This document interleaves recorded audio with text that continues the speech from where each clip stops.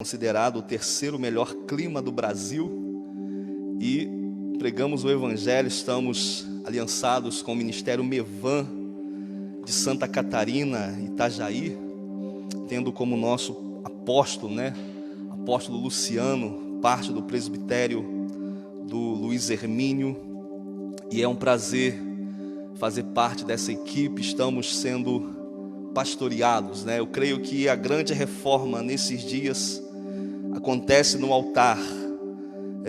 Pastores precisam de pastores, amém? Essa é uma verdade que eu creio, de todo o meu coração. Eu sei que é muito importante, nós cumprirmos princípios do reino de Deus. E todas as vezes que nós vamos falar da palavra de Deus, eu gosto de lembrar que nós, como cristãos, acreditamos na inspiração da palavra de Deus.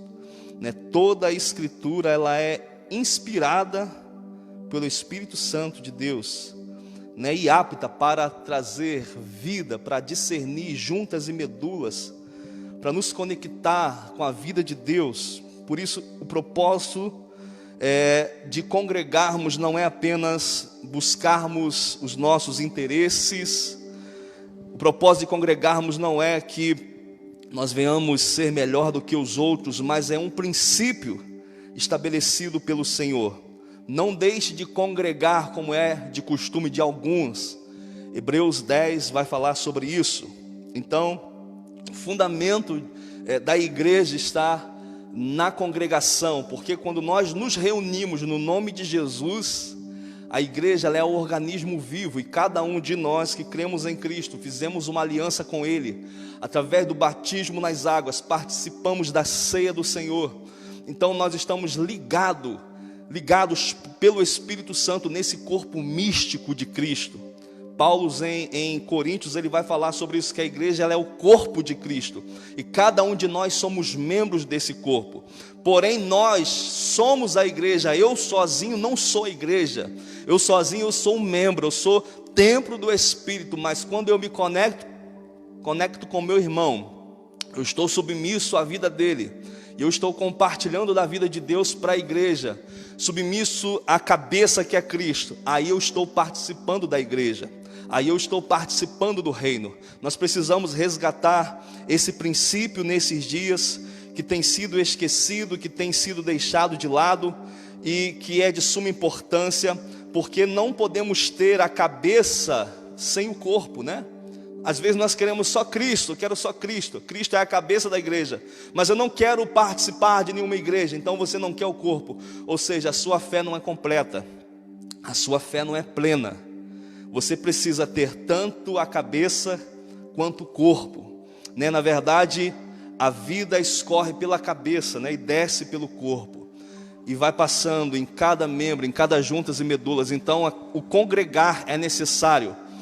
Luciano, precisa de tempo para congregar? Não precisa de tempo para congregar, de prédios.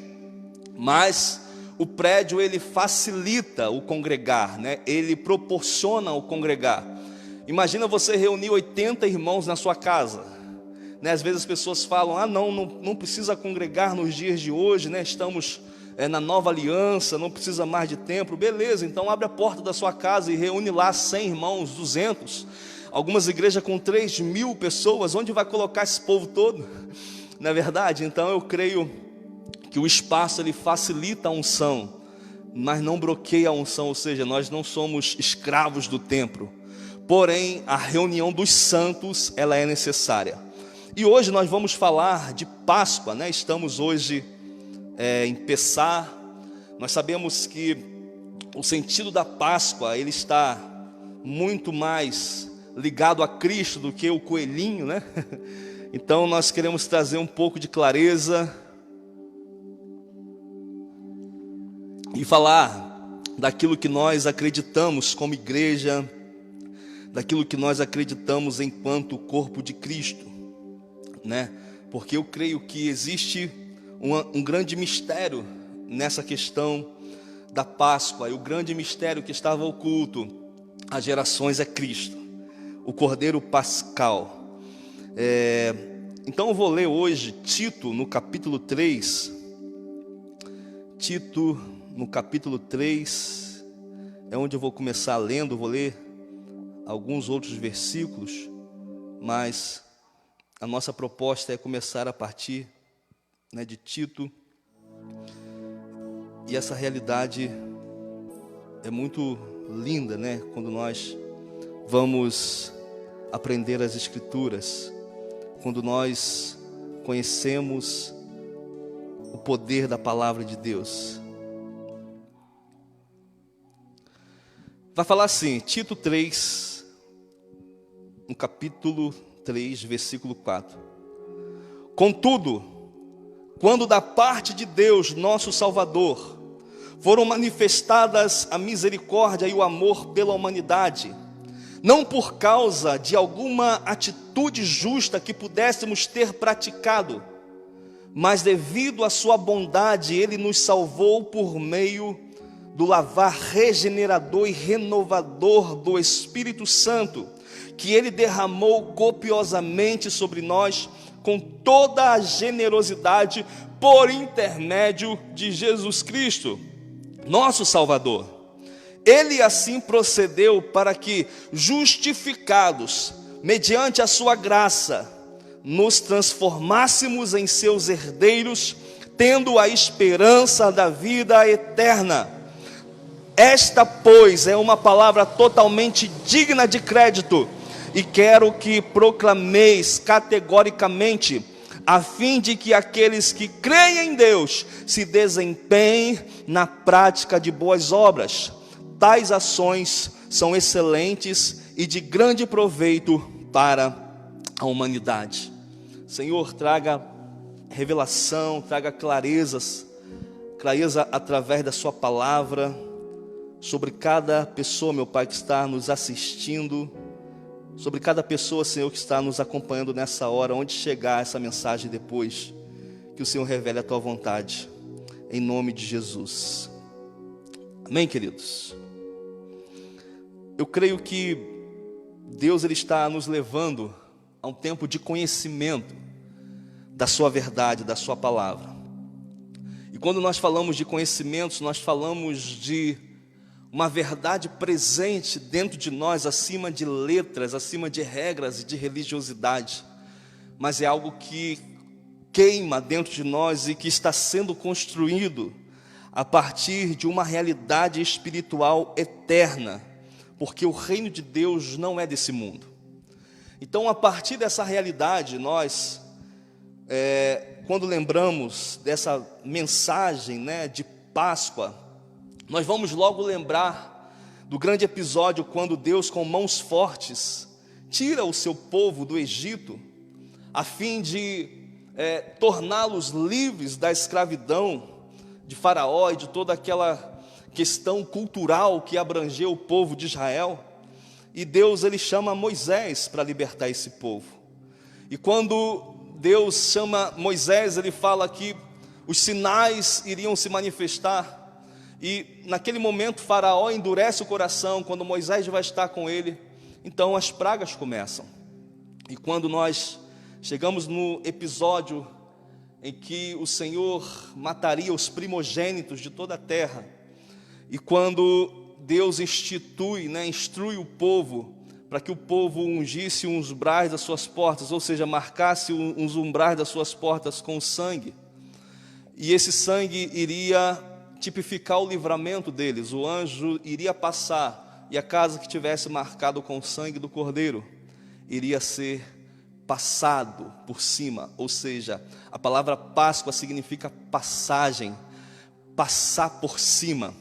E quando esse episódio acontece, houve uma libertação da parte de Deus para o seu povo Israel. Porém, a Páscoa, nos dias atuais, onde nós estamos na nova aliança, não tem o mesmo sentido, apesar de ter um mesmo princípio, que é a libertação. Porém, o sentido da Páscoa era comemorar, para o povo judeu, era comemorar a libertação que eles tiveram, essa passagem, esse livramento da morte. Porém, Cristo ele assimila a Páscoa com a ceia, quando ele já está próximo a ser entregue, né? E ali padecer na cruz por nós. Cristo ele identifica isso trazendo uma realidade para nós espiritual, que ele tipifica o Cordeiro perfeito, que tira o pecado do mundo. Ele é entregue por nós, ele morre a nossa morte naquela cruz. Mas a grande realidade que eu quero falar nessa noite é por que Deus tem que enviar o seu Filho? Por que Deus tem que enviar o seu único Filho para morrer por nós? E por que nós precisamos viver para Deus a partir da perspectiva do Evangelho? Então essas duas questões nós vamos tratar, ou melhor, tentar dar início, né, nessa noite para nosso pensamento, nossa edificação. Então por que Jesus teve que vir na terra? Ele se fez homem, né? Ele sendo Deus, pisou na terra. Por que Jesus precisou morrer na cruz por nossos pecados? Ele precisou fazer isso porque o homem se perdeu, né? O pecado original no jardim, quando a Eva toca na árvore e prova daquele fruto, juntamente Adão vem sequentemente e vai e come também. Houve uma ruptura, o pecado, a desobediência entra na humanidade. E se nós pensarmos nessa questão do pecado, Deus ele não nos criou para viver na escravidão do pecado, porque o pecado gera duas coisas: escravidão e condenação. Na verdade, Deus ele nos cria para adorá-lo, para servi-lo e para amar o próximo. Então, se nós vivêssemos dessa forma, nós seríamos completamente felizes, nós iríamos desfrutar de um mundo perfeito. Mas a raça humana, ela se afasta de Deus, que é o seu centro, que é a sua essência, e ele se rebela contra a autoridade de Deus, e em vez de viver para Deus, os homens passam a viver para si mesmos, centrado em si mesmos. E como o nosso relacionamento com Deus foi desfeito, foi rompido, houve uma ruptura, naturalmente o relacionamento conosco, o relacionamento com a gente mesmo e o nosso relacionamento com o próximo, com o semelhante, foi afetado. Então houve uma ruptura, e a consequência, o resultado disso foi a decadência moral, a decadência espiritual, a decadência psicológica, social e física. Ou seja, o homem ele não consegue se encontrar em si mesmo, porque ele está preso pelo pecado, ele está afetado pelo pecado. O ser humano não consegue olhar para o outro como Deus olha. Ele sempre olha para o outro com intenções más, com a intenção de competir, de ser melhor, de acusar, de criticar. E isso fala da essência do pecado. Então o mundo agora se acha debaixo do poder do pecado. Então o príncipe desse mundo cegou o entendimento dos incrédulos, para que não lhes resplandeça a luz do evangelho da glória de Cristo. Então, uma vez que o mundo está sob o pecado, o mundo está sob uma condenação. E quando eu falo mundo, estou falando de um contexto de pessoas, de seres humanos. Então, essa realidade afetou toda a raça. Eu gosto quando o apóstolo Luciano Oliveira, ele fala que o pecado é como se fosse um vírus. Nós não escolhemos ser afetados por esse vírus, nós já nascemos com esse vírus, nós já nascemos inclinados para o mal, inclinados para essa realidade adâmica. Então Romanos 3,10 vai falar sobre isso, como está escrito: não há nenhum justo, nenhum sequer, não há ninguém que entenda, não há ninguém que busque a Deus, todos se desviaram, tornaram-se juntamente inúteis, não há ninguém que faça o bem, não há nenhum sequer. Suas gargantas são um túmulo aberto, com as suas línguas enganam, veneno de serpentes está em seus lábios. suas bocas estão cheias de maldição e amargura, seus pés são ágeis para derramar sangue, ruína e desgraça marcam os seus caminhos, e não conhecem o caminho da paz. Aos seus olhos é inútil temer a Deus. Sabemos que toda a lei diz aqueles que estão debaixo dela, para que toda boca se cale e todo mundo esteja sob o juízo de Deus. Portanto, ninguém será declarado justo diante dele, baseando-se na obediência da lei, pois mediante a lei nos tornamos plenamente conscientes do pecado. Mas agora manifestou-se uma justiça que provém de Deus, independentemente da lei, da qual testemunham a lei e os profetas. Justiça de Deus, mediante a fé em Jesus Cristo, para que todos os que creem, não há distinção, pois todos pecaram e destituídos estão da glória de Deus, sendo justificados gratuitamente por sua graça, por meio da redenção que há em Jesus Cristo. Então esse texto está falando em Romanos 3, que todos pecaram e destituídos estão da glória de Deus, e não há um justo sequer, todos estão inclinados para o mal. E o pecado, ele causou essas duas consequências: escravidão e condenação. Então toda a humanidade está debaixo desse pecado, e todos merecem, ou seja, todos estão sendo primeiro escravizados. Porque Romanos 6,16 diz: não sabem que quando vocês se oferecem a alguém para lhe obedecer como escravo, tornam-se escravos daquele a quem obedecem, escravos do pecado que leva à morte, ou da obediência que leva à justiça. Ou seja, Deus estabelece suas leis no Antigo Testamento, o homem não consegue cumprir. E para que a lei servia? A lei servia para revelar a condição do homem, o quanto ele estava perdido. E agora, uma vez que o homem está perdido no pecado, ele se torna escravo do pecado. Então as consequências do pecado, elas são consequências reais. O pecado leva Jesus na cruz. Por causa do pecado que Jesus morre para absolver a minha culpa e a sua culpa. Mas, Luciano, eu sou alguém que não tem pecado. Não, a Bíblia fala em João, 1 João, que todos pecam. E aquele que diz que não tem pecado está mentindo e engana-se a si mesmo. Por exemplo, você já mentiu alguma vez? Por exemplo, você já falou mal de alguém? Por exemplo, você já teve vontade de voar na garganta de um, ou até já agrediu alguém? Você talvez já teve a intenção de prejudicar alguém? Então todas essas coisas são consequências dessa realidade pecaminosa. O homem está praticando o que ele é. Então eu vou falar sobre a justiça de Deus que está em Cristo. Por isso que o Cordeiro precisou morrer. Mas antes eu quero falar sobre a condenação. Porque nós tentamos manter o controle da nossa vida. E como nós tentamos fazer isso fora de Deus? Nós vivemos às vezes em busca do dinheiro, em busca da carreira, em busca de uma família perfeita, em busca da fama, de um romance, do sexo, o poder do conforto e todas as questões sociais, políticas que afagam as nossas emoções, afagam os nossos egos. Às vezes o ser humano inclinado para o pecado, ele está propenso a correr em busca dessas coisas. Só que uma vez que ele corre atrás dessas coisas, ele se torna escravo dessas coisas.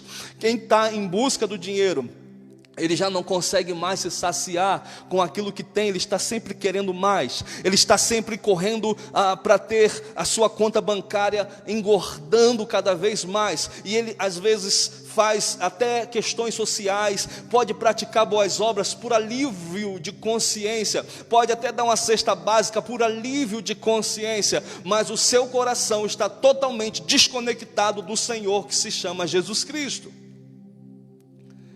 Então, todas as pessoas vivem para alguma coisa. Se não vivemos para Deus, somos dominados pelo objetivo para qual nós vivemos. Quando trabalhamos em demasia para alcançar aquilo que queremos, quando nós tememos descontroladamente que esse objeto seja ameaçado. Ou seja, se nós colocamos as coisas, se nós colocamos as emoções, se nós colocamos alguém, se nós colocamos um ídolo, se nós colocamos as nossas ambições em coisas supérfluas, nós naturalmente vamos nos tornar adorando essas coisas, ou seja, vivendo e reverenciando em primazia essas coisas. Então a única escolha que nós precisamos fazer é a quem nós vamos adorar, a quem nós vamos viver e servir. Dentro dessa realidade, a segunda consequência do pecado é a condenação. Romanos 6, 23 fala: pois o salário do pecado é a morte. O salário do pecado é a morte, ou seja, o homem que peca diante de Deus, ele merece a morte, ele merece ser condenado. João 8, 24 fala: e lhes disse, eu lhe disse que vocês morrerão em seus pecados, se vocês não creem que eu sou, de fato morrerão em seus pecados. Se vocês não creem que eu sou, de fato morrerão em seus pecados. Então, o pecado, ele causa a morte eterna. Ele causa uma condenação eterna, que também pode ser vivida aqui, enquanto nós estivermos vivos. A ira de Deus contra os filhos da impiedade. Deus entrega aqueles que querem pecar conscientemente, viver uma vida de concupiscência. Deus entrega essas pessoas às suas próprias paixões. E a própria vida de pecado já é o juízo de Deus, porque esses pecados vão trazer consequência para a vida da pessoa. Então, não apenas nós sofremos por causa do pecado, mas nós somos culpados e dignos de condenação por causa desse pecado. Nós somos culpados e dignos de condenação por causa desse pecado. E qual é a condenação? A condenação ao inferno. Porque junto com a desobediência tem uma raiz diabólica. E o inferno, ela é preparada para Satanás e seus anjos. E todos aqueles que são semelhantes ao diabo, desobedientes, rebeldes à vontade de Deus, também estão juntos nesse mesmo contexto, destinados à ira de Deus, à condenação eterna. E a segunda questão que a condenação vem e virá é a condenação que tem a ver com a ira de Deus naquele grande dia. Ou seja, Deus, ele é justo, ele precisa fazer justiça, ele precisa julgar a humanidade. Então ele vai se irar contra tudo aquilo que está indo ao contrário à sua vontade. E como eu disse, essa ira já começa quando Deus libera os homens para viverem presos nos seus próprios pecados e paixões. Agora, eu quero falar sobre uma boa notícia. A boa notícia do Evangelho. Porque se por um lado nós estamos culpados, nós temos a consciência, e Jesus falou: olha, não são os sãos que precisam de médicos, são os doentes. E o doente só vai ao médico quando ele descobre aquilo que tem e quer uma solução para aquilo que ele descobriu. Então, quando nós nos enxergamos, eu sou pecador, eu preciso ir ao médico, que se chama Jesus Cristo, e ele vai me curar, e ele vai me trazer uma nova realidade. E eu quero falar sobre isso, porque o pecado, ele nos separa de Deus, porque o pecado nos impossibilita de entrar no seu reino. Em 1 Coríntios 6, 9 vai falar: vocês não sabem que os perversos não herdarão o reino de Deus? O reino de Deus. Não se deixe enganar, nem os imorais, nem os idólatras, nem os adúlteros, nem os homossexuais, passivos ou ativos, nem os ladrões, nem os avarentos, nem os alcoólatras, nem os caluniadores, nem os trapaceiros herdarão o reino de Deus. Assim foram alguns de vocês, mas vocês foram lavados, foram santificados, foram justificados no nome do Senhor Jesus Cristo e no Espírito Santo de Deus. 1 Coríntios 6, 9 ao 11. Então, estávamos fora do reino de Deus. E o Evangelho chegou. E o que é Evangelho? Por que eu preciso ir à igreja? Por que eu preciso congregar? Por que eu preciso estar entre os irmãos? É para fazer uma campanha? É para pedir uma oração como se fosse uma reza? É para eu melhorar a minha vida? É para eu apenas levar meu filho para ser curado de alguma enfermidade? Ou para eu, depois que ser curado, largar tudo e viver para mim mesmo, continuar uma vida de pecado? Não! Essa não é a essência do Evangelho. Nunca, ou melhor, não foi para isso que Cristo morreu. Porque Deus, Ele trabalha com processos. Ou seja, a intenção de Deus não é que você receba uma bênção, mas que você se torne uma bênção. A intenção de Deus não é que você comece algo, mas que você perpetue, que você continue até Ele voltar. Então, a palavra evangelho, que na sua tradução original é evangelion, significa uma boa notícia. Então o evangelho, na sua originalidade, ele significa uma boa notícia. E o evangelho, ele tem primeiramente essa questão a ser entendida. Ela é uma boa notícia. Uma boa notícia é algo que já aconteceu, é algo que já foi realizado. Nós só recebemos uma boa notícia, uma notícia de algo que já aconteceu. Então o termo evangelho é a declaração de que Jesus Cristo, Ele fez algo para nos salvar dessa condenação e dessa escravidão que o pecado traz. Romanos 5:8 vai falar: mas Deus demonstra seu amor por nós. Cristo morreu em nosso favor quando ainda éramos pecadores. 1 Coríntios 15 fala o seguinte: irmãos, quero lembrar-lhes o evangelho que lhes preguei, a qual vocês receberam e no qual estão firmes. Por meio deste evangelho vocês são salvos, desde que se apeguem firmemente à palavra que eu lhes preguei. Caso contrário, vocês não têm crido. Pois o que primeiramente lhes transmiti foi o que recebi. E o que Paulo está falando que ele transmitiu?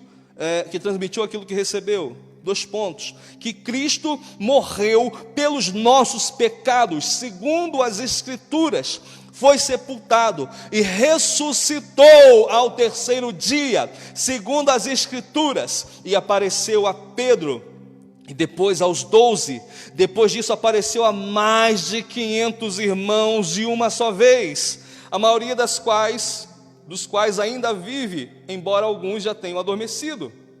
Depois apareceu a Tiago, então a todos os apóstolos. Depois destes apareceu também a mim, como a um que nasceu fora do tempo. Então Paulo está falando que esse evangelho é a boa notícia, que Cristo morreu por nós. Então o evangelho, ele é uma pessoa, ele é Cristo.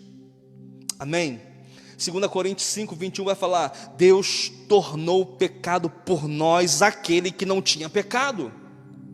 Deus tornou pecado por nós aquele que não tinha pecado, para que nele nos tornássemos justiça de Deus. Então Cristo ter ido para a cruz, ele foi para aplacar a ira de Deus, ele foi o cordeiro substitutivo.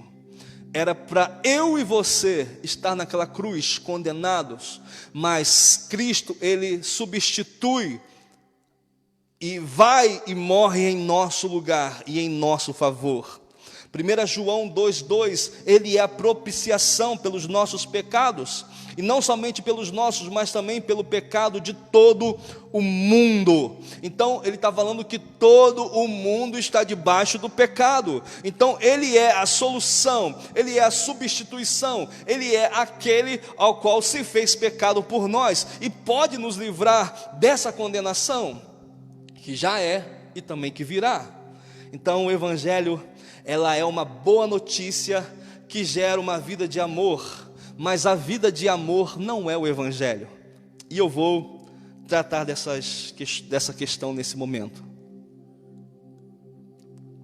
porque existe muitas dúvidas a respeito do que é a vida cristã, do que é você frequentar uma igreja, do que é você congregar, do que é você participar do batismo, da ceia. Por que fazemos isso?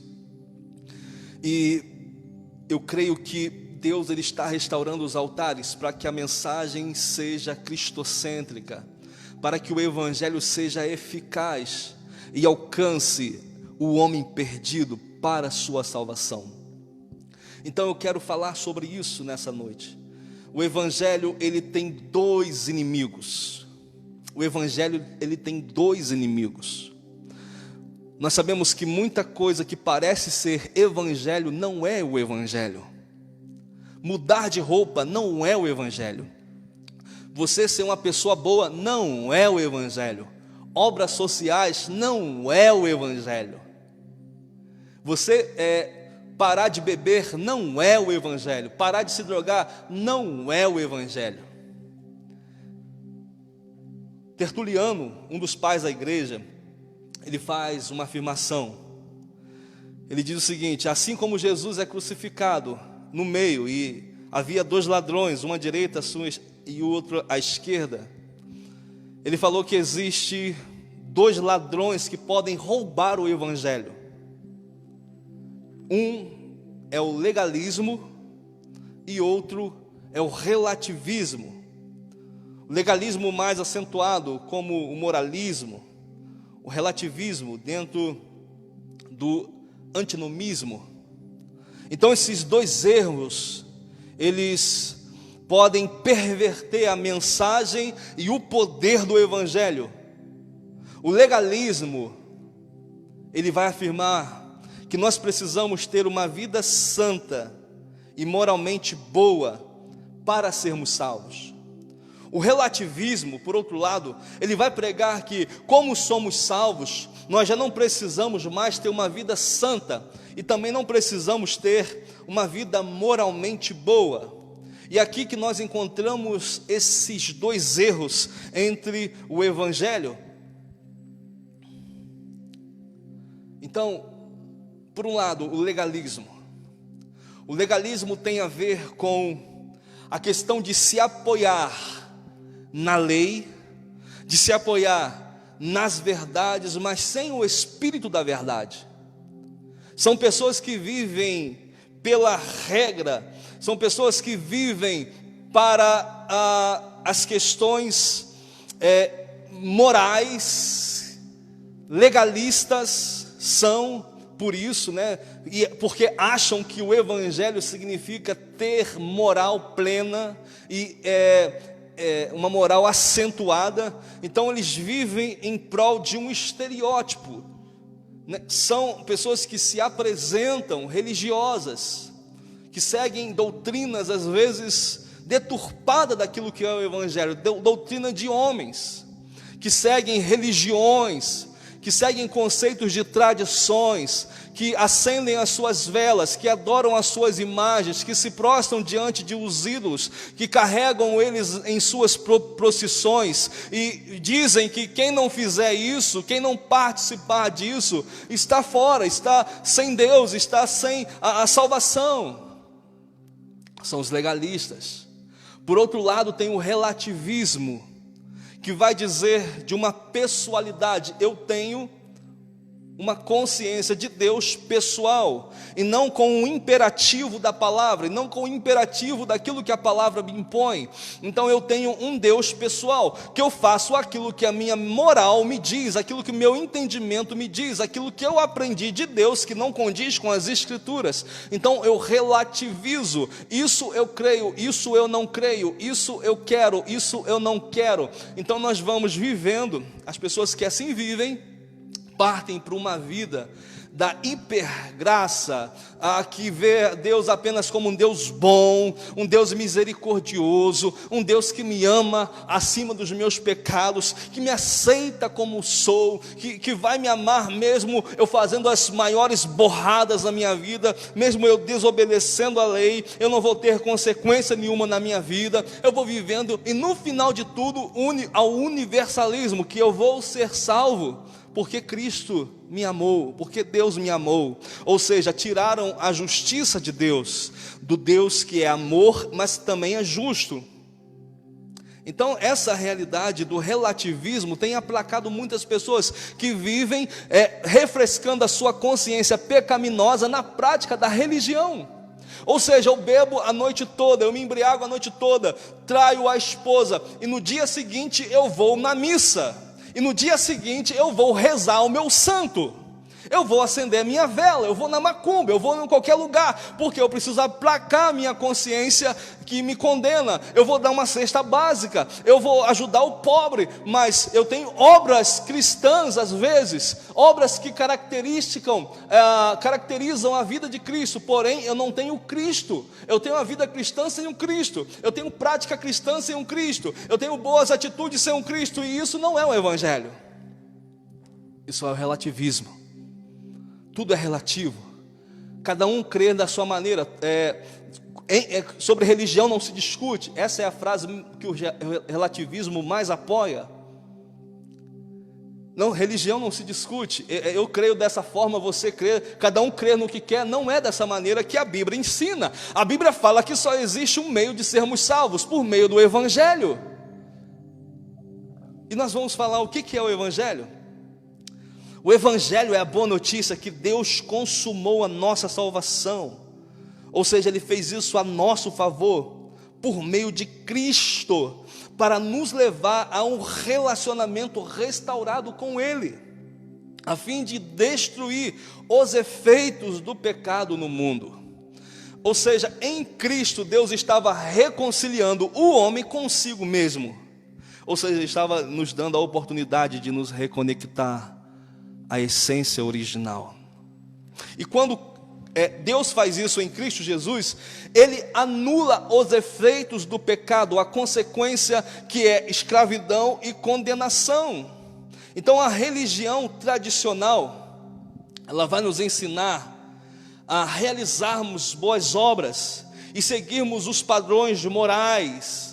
E se o nosso comportamento for bom, nós temos aceitação de Deus. Se o nosso comportamento for ruim, nós perdemos Deus. Então Deus entrará em nosso coração e nos abençoará e nos salvará a partir do momento que nós realizarmos boas obras, a partir do momento que eu decidi ir para Deus. Ou seja, se eu for obediente, Deus me amará e me aceitará. Mas o homem por si mesmo, ele não consegue ser obediente, ele não consegue amar a Deus. O Evangelho, ele é o oposto disso. Se eu creio de coração que Deus me aceitou e me ama livremente, pela graça, então eu posso começar a obedecer em decorrência da alegria e da gratidão interior. Não é o contrário, não é no momento que eu decido ser obediente que eu sou salvo para ser obediente. A partir do momento que eu reconheço o que Ele fez por mim, mediante a sua graça, o seu favor e o seu perdão, a partir deste momento é que eu passo a obedecer. Mas eu tenho uma motivação para obedecer, não é para ser salvo, é porque eu fui salvo, e eu faço isso por alegria e gratidão interior. Então isso muda, porque a religião é de fora para dentro, mas o Evangelho ele é de dentro para fora. A religião ela vai falar, não faça isso, não faça aquilo, enquanto no seu coração você está totalmente desviado, e o moralismo ele vai nos fazer viver uma vida de hipocrisia, porque aqui dentro eu quero muito uma coisa, mas diante dos homens eu apresento um estereótipo daquilo que eu não sou, por causa das pessoas, por causa da minha consciência, porém o meu interior ainda continua inclinado para as paixões do mundo, para as paixões da carne, e eu me torno escravo às vezes do pecado. Então quando eu creio que a salvação do Evangelho, o Evangelho me alcança, ele transforma a minha realidade interior. Nós somos justificados unicamente pela graça, não pelas obras. Somos belos aos olhos de Deus e justos aos olhos de Deus por causa da obra de Cristo. Quando eu entendo isso, meu irmão, isso é libertador, porque eu já não vou fazer mais para ser aceito, eu não vou fazer mais para agradá-lo, mas porque eu fui aceito. e Deus agradou moê-lo na cruz, Isaías 53, fazendo-o enfermar, e ele verá o fruto do seu penoso trabalho. Então, quando entendemos isso, nosso interior, nosso relacionamento com Deus, o nosso relacionamento com a gente mesmo e com o próximo, ele é alterado. Então esse é o princípio do Evangelho, esse é o primeiro passo do Evangelho, que nós precisamos nos apegar com toda fé e certeza, porque de um lado vai ter sempre um ladrão gritando: olha, você precisa ser bom e perfeito. Por outro lado vai ter outro ladrão gritando: olha, não precisa ser tão santo, não precisa fazer, cumprir aquilo que Deus ordenou, não precisa, você vive pela graça, então pode pecar, pode fornicar, pode fazer o que quiser. Mas o Evangelho fala de uma boa notícia, que nos inseriu na vontade de Deus, e agora nós somos transformados. Então quando você fala Evangelho, não diz a respeito ao que eu tenho que fazer ou deixar de fazer. O próprio termo Evangelho é uma boa notícia e não um bom conselho.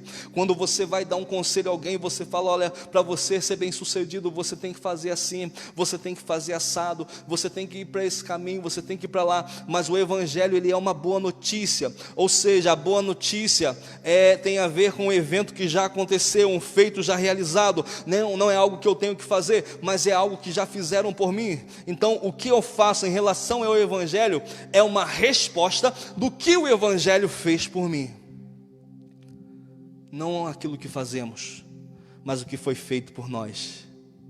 Porém, o que Ele fez por nós me afeta ao ponto de nós termos um resultado de vida nova, de novo comportamento, de obras frutuosas, de frutos do Espírito. Então a graça e as boas obras se tornam resultado desse Evangelho que eu acessei através da graça, mediante a fé.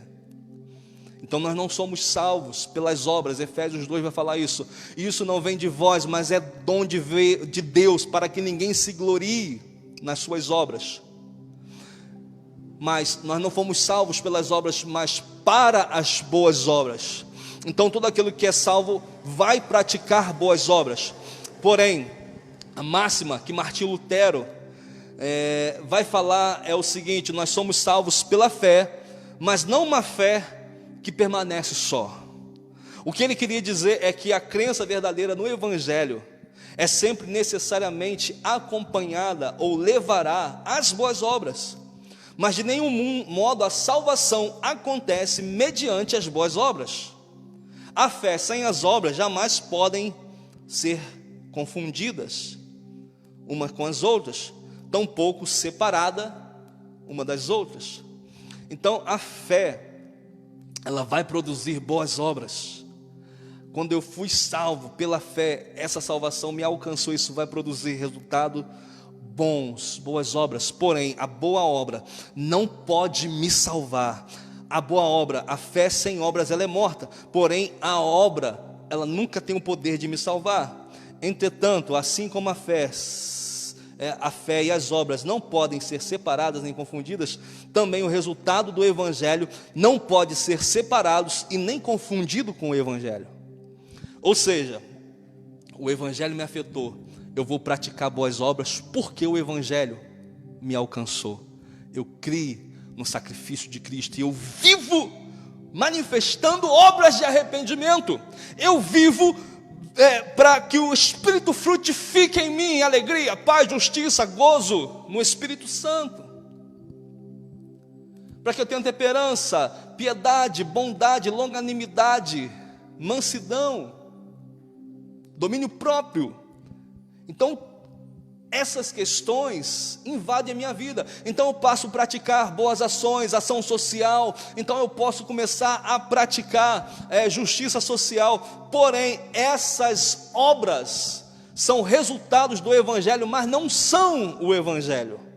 Então geralmente é muito sutil nós compararmos o Evangelho com engajamento social, ativismo social, obra social ou alguma coisa dessa natureza. Algumas vezes, não sei se você já viu, alguém com um projeto social nas redes, Facebook, Instagram, aí sempre tem alguém que comenta lá embaixo: isso é o Evangelho? Isso é o Evangelho? A pessoa deu um prato de comida, a pessoa deu uma cesta básica, a pessoa tem um trabalho com as crianças. Isso é o Evangelho? Olha, essas pessoas estão praticando o Evangelho. Mas o Evangelho não são as obras sociais. O Evangelho não são os resultados que ele produz. Então é muito comum nós vermos isso acontecendo. E nós podemos pensar que o Evangelho é simplesmente um programa. Não é. Isso não é o Evangelho. Ir ao culto não é viver o Evangelho. Viver o Evangelho é você se apoiar no sacrifício de Cristo por você. É você viver a partir dessa nova realidade de perdão, de redenção, de santificação. Ou seja, Cristo me justifica. Eu era para estar morto, eu, Luciano, falando, né? Porque durante um tempo eu vivi no caminho do pecado, nas drogas, na prostituição, nas lascívias, na glória dos homens, querendo cantar, ser famoso, ganhar os palcos. Porém, a graça de Deus me alcançou e eu fui justificado. Ou seja, Deus me livrou da escravidão do pecado e da condenação do pecado, e Ele começa uma obra que está sendo trabalhada até o dia que Ele me chamar e te chamar. Porém, quando nós falamos disso, esse é o efeito do Evangelho na vida de alguém: ele abandonar o pecado, ele viver para Deus, ele ser alcançado pelo Espírito Santo e passar a fazer boas escolhas, ser inspirado por Deus para ter uma vida padrão do Evangelho do Reino de Deus. Agora, a justificação que Deus fez, né, nos livrando da culpa, nos livrando da condenação e da escravidão do pecado, acompanha uma palavra chamada santificação. Ou seja, eu fui justificado por Deus para ser santificado por Ele, por esse Espírito, porque sem a santificação ninguém verá Deus. Então eu encontrei Deus e eu sou santificado por essa realidade. Então não podemos tirar a santidade da obra da justificação, elas precisam caminhar de mãos juntas. Então as boas obras, apesar de incorporarem verdades do Evangelho e de ser possível detectar que elas precisam acompanhar a nossa pregação, elas não devem ser confundidas com o Evangelho. Ou seja, as boas obras vão acompanhar a nossa mensagem, a mensagem que Jesus disse: ide ao mundo e façam discípulos de todas as nações, exorte, batiza, façam discípulos e tal. Essa é a obra que Deus nos deu para cumprir, para carregar essa mensagem às demais pessoas. E o id não é para todo mundo. O ir e anunciar o Evangelho não é para todo mundo. É só para os discípulos, aqueles que nasceram de novo, aqueles que vivem pela prática de vida que o Espírito Santo os conduz através da palavra. Então o id tem a ver com discípulos. Então só quem é discípulo tem a autoridade e a capacidade, o fogo e a paixão de anunciar o Evangelho. Então nós precisamos separar isso, as obras do Evangelho do Evangelho. O Evangelho, ele é o combustível para todas as ações da vida cristã. A partir do momento que eu sei que Cristo fez por mim, meu Cordeiro Pascal, que morreu em meu lugar, que levou sobre si as minhas dores e culpas e pecados, a partir desse momento, esse é o combustível para nossa adoração. Mas a nossa adoração não é para alcançar a salvação. No momento que eu olho para a cruz, que foi um instrumento de justiça, que foi um símbolo que dividiu a humanidade em antes e depois. A cruz, quando eu olho para ela e vejo o meu Cristo crucificado, entregando a sua vida, espontaneamente Ele se entrega. Então, a partir do momento que eu creio nessa realidade do Cristo que morreu e ressuscitou, eu passo a orar, eu passo a cuidar do pobre, eu passo a praticar o evangelismo, eu pastoreio, eu cuido do doente.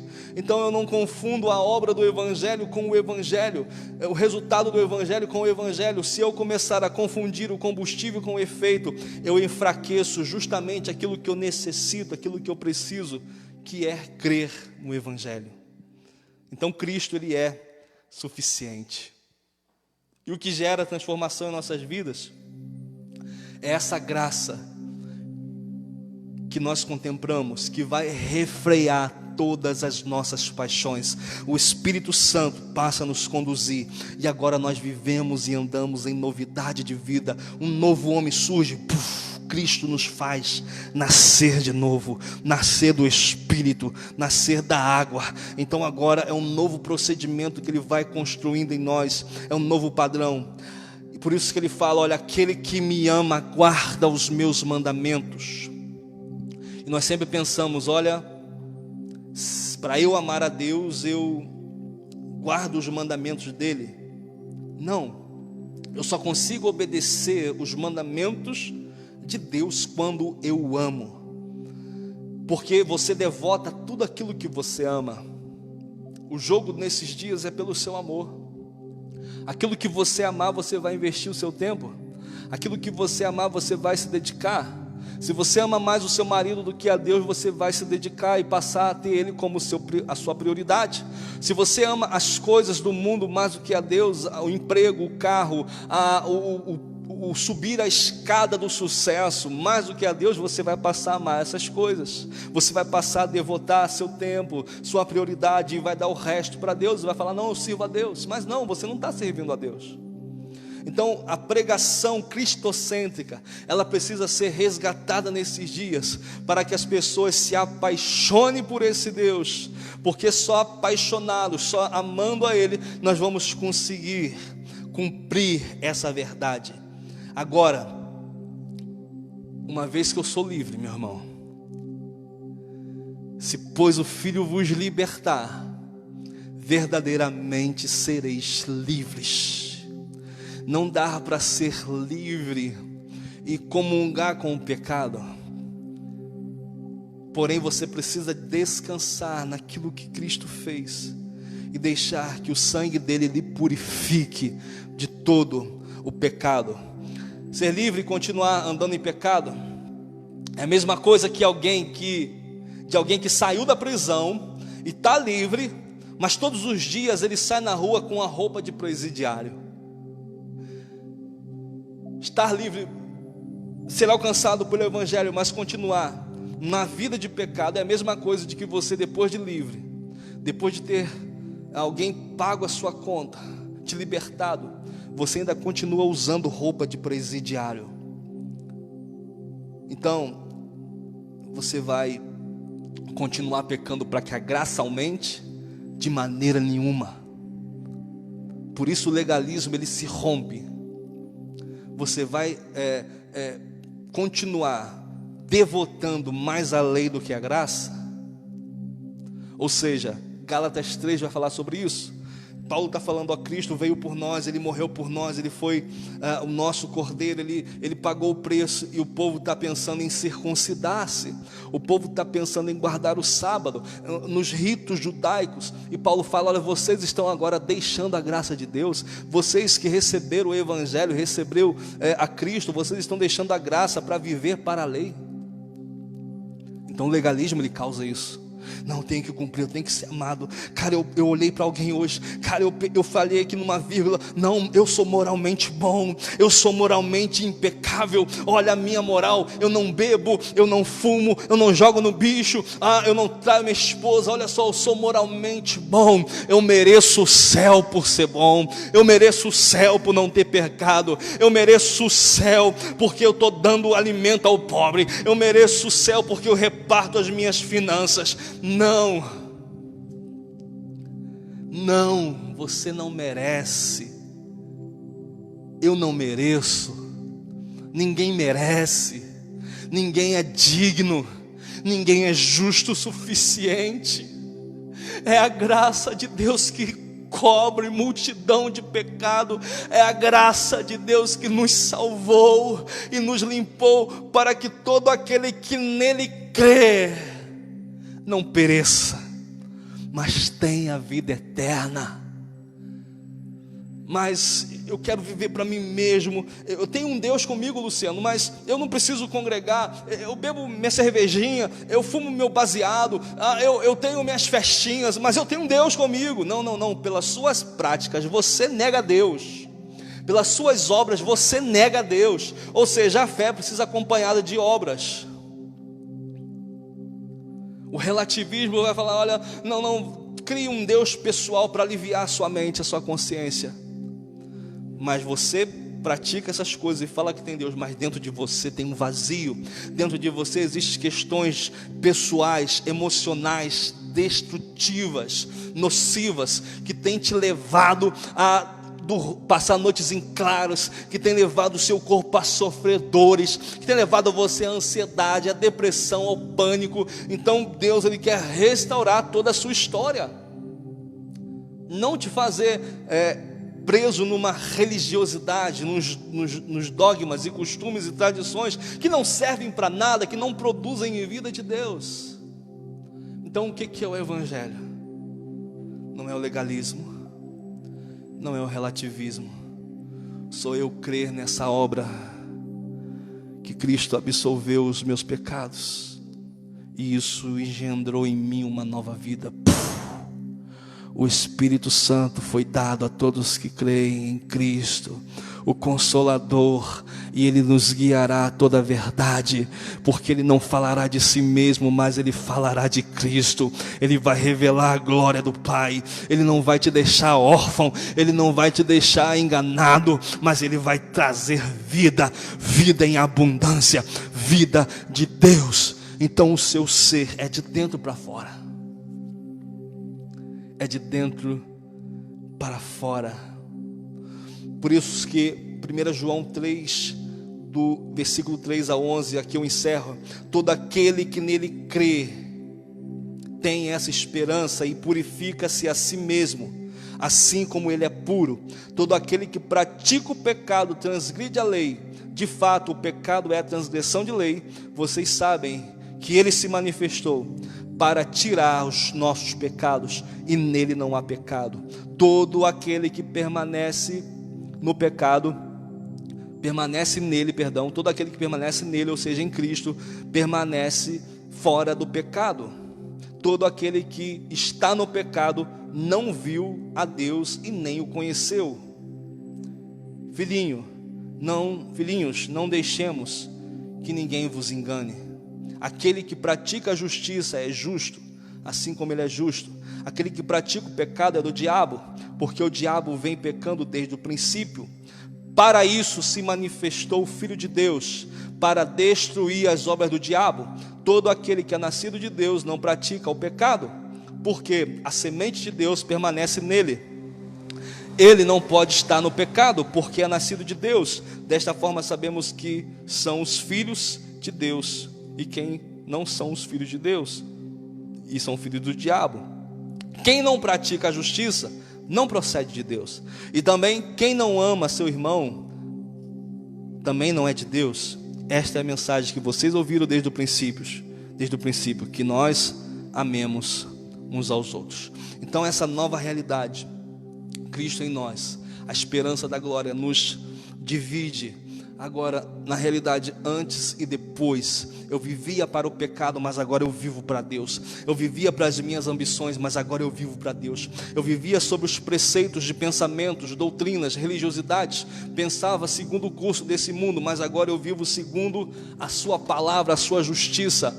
Então eu passo a ter vida a partir da realidade que Cristo fez por mim. E Tito, ele está falando sobre isso quando Paulo vai falar sobre essa nova realidade. Contudo, quando da parte de Deus, o nosso Salvador, Tito 3:4, se manifestou as misericórdias, o amor pela humanidade, não por causa de alguma atitude justa que pudéssemos ter praticado.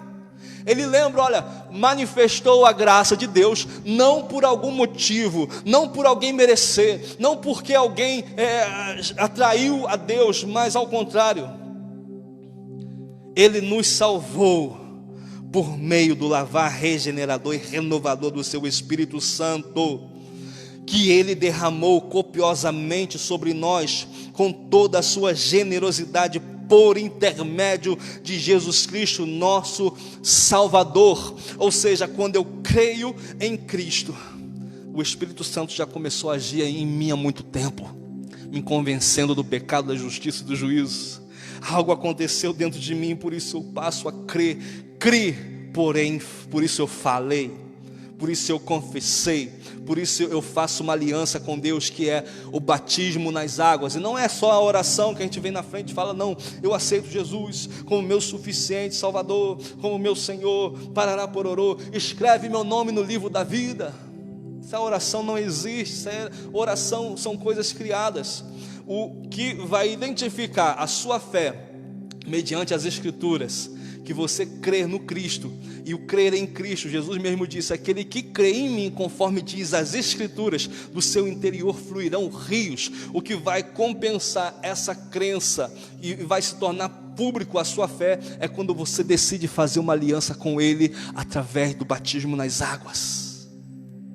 E depois você passa a participar do seu corpo e do seu sangue, que é a ceia. Você congrega com os irmãos, você tem parte com os irmãos, você ajuda, você é ajudado, você edifica, é edificado. Um momento você vai estar passando por tristeza, mas no outro momento alegria. Porém você vai se alegrar com os que se alegram e chorar com os que choram. Em todos os momentos você vai participar da vida da igreja, aquilo que Deus está fazendo, aquilo que Deus está trazendo, a realidade dos céus na terra. Então, você não pode deixar o batismo, você não pode deixar de participar da mesa do Senhor e, consequentemente, de congregar. Então, a salvação nos alcançou mediante agora esse Espírito que habita em nós, que Cristo nos proporcionou Ele. Nossa vida é transformada. Ele derramou copiosamente. No versículo 7 fala, Ele assim procedeu para que, justificados mediante a sua graça, nos transformássemos em herdeiros, tendo esperança da vida eterna. Ou seja, nós herdamos o DNA divino. Nós não éramos filhos de Deus, nós éramos criaturas. Porém, todos aqueles quanto creram no seu nome, deu-lhes o poder de serem feitos filhos de Deus. Nós somos filhos adotados mediante aquilo que Cristo fez por nós. Recebemos o espírito de adoção. Agora nós somos herdeiros e co-herdeiros com Cristo Jesus. Se não fosse Ele, meu irmão, estávamos perdidos, não éramos filhos, continuaríamos vagando sem identidade e, consequentemente, sem propósito e sem legado, sem dar destino a ninguém. Mas Deus, Ele nos plantou mediante a graça e nos tornamos herdeiros. Temos agora a vida eterna. Você não está temendo o coronavírus, muitos estão temendo a morte. Não é o coronavírus que muitos temem, mas a morte, porque a morte é separação. Por isso que a morte não é o problema. A morte não é o problema, porque Cristo venceu a morte. Quando Ele ressuscita, a morte não teve domínio sobre Ele. E o mesmo Espírito que ressuscitou Jesus dentre os mortos, esse mesmo Espírito te ressuscitará naquele grande dia. Ressuscitará aqueles que creem. Essa é a verdade do Evangelho. Então nós não temos mais uma realidade terrena. Morreu, acabou? Não! Morreu, apenas começou. Aquele que crê no Filho de Deus nunca verá morte, porque Ele disse, eu sou a ressurreição e a vida. Aquele que crê em mim, ainda que esteja morto, viverá. Essa carne vai voltar ao pó, mas o seu espírito vai voltar a Deus. E você vai ser julgado. Se você confiou nas obras de Cristo durante seu percurso na terra e produziu boas obras, ou se você confiou na sua própria obra e deixou Cristo, ou se você viveu uma vida, não, deixa a vida me levar, eu não creio desse jeito. Isso não muda a realidade daquilo que Deus diz, porque o que Deus diz é, e ponto final. Então o amor de Deus, ele se manifesta por você lhe dando a oportunidade de ouvir essa mensagem agora, para que Ele te alcance. E uma vez que Ele te alcança, não tem como ser alcançado pelo Evangelho e continuar na mesma vida. Então, nós temos a esperança de vida eterna. Versículo 8: esta, pois, é uma palavra totalmente digna de crédito, e quero que a proclameis categoricamente, a fim de que aqueles que creem em Deus se desempenhem na prática de boas obras. Tais ações são excelentes e de grande proveito para a humanidade. Então, essa verdade entrou em mim, e agora eu preciso me empenhar na prática de boas obras. Mas as boas obras nunca vão nos salvar. E esse é o Evangelho. Uma boa notícia, que Cristo em Deus nos salvou. Então quero orar com você. Pai amado, Deus querido, essa pessoa que nos ouve nessa noite, e ela encontrou a realidade do Evangelho diante dos seus ouvidos nesse momento, mediante a pregação da sua palavra, da sua verdade. E nesse momento ela sente a necessidade, Deus, de voltar para Ti, de se arrepender dos seus maus caminhos. Ela sente a necessidade de voltar para os Seus pés, de voltar a depender daquilo que Tu és. Senhor, salva essa pessoa nesse momento. Que o Teu Espírito Santo, Deus, traga cura, traga vida, traga ressurreição nessa noite.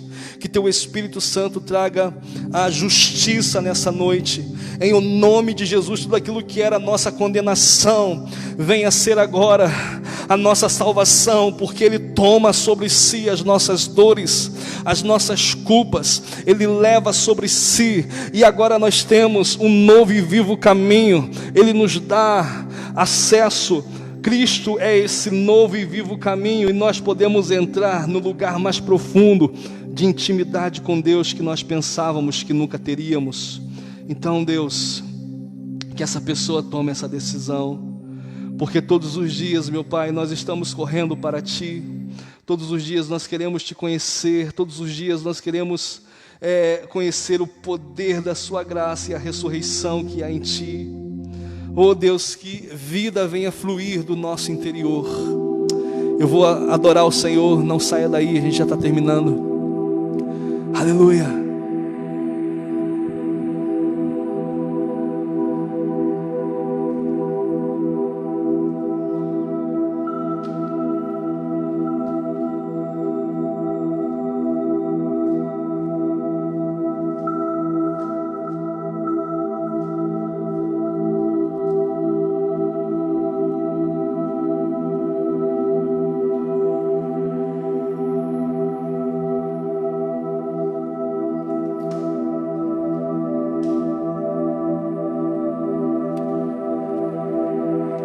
Te entregamos tudo.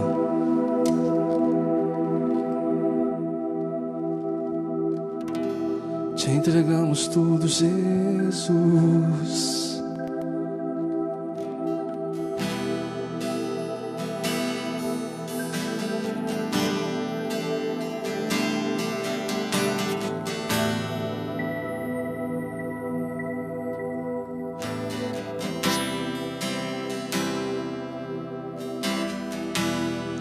Jesus, Tu és o primeiro,